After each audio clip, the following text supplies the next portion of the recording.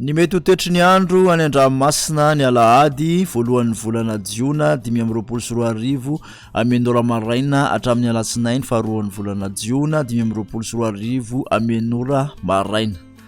Tsy misy fampitandremana momba ny alondrano. Ho an'ny motsiraka atsinanana tanjona bobaomby hatrany amin'ny tanjona angotsy andorana malefaka miatoato ny andro ho avy tsy matsanana ny rivotra ka ho 30 hatramin'ny 40 km isan'ora hatratra 570 km isan'ora indraindray. Ahery ny ranomasina ny avy onja dia roafangidimika hatramin'ny 3 metatra isy alondrano avy atsimo atsinanana.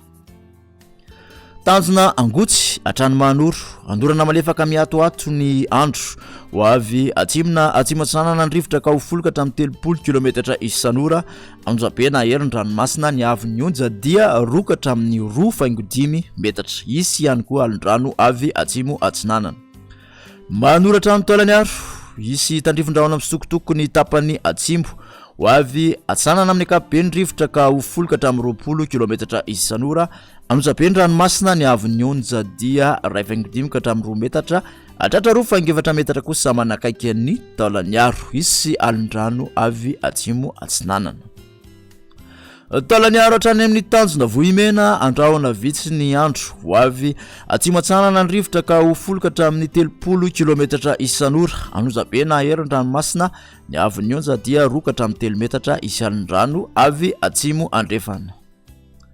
Morotsiraka andrefana tanjona vohimena hatrany amin'ny tanjona akaboa ibalika ny masoandro ho avy atsimo atsanana ny rivotra ka ho 20 hatramin'ny 30 km isan'ora hatratra 40 km isan'ora indraindray.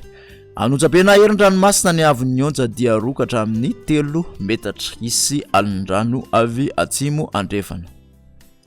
Tanjona akaboa hatrany amin'ny tanjona vilanandro ibalika ny masoandro ho avy atsimo ny rivotra ka ho 10 hatramin'ny 20 km isan'ora atiny mpanonjana anonjabeny ranomasina ny avy onja dia 1 hatramin'ny 2.5 metatra.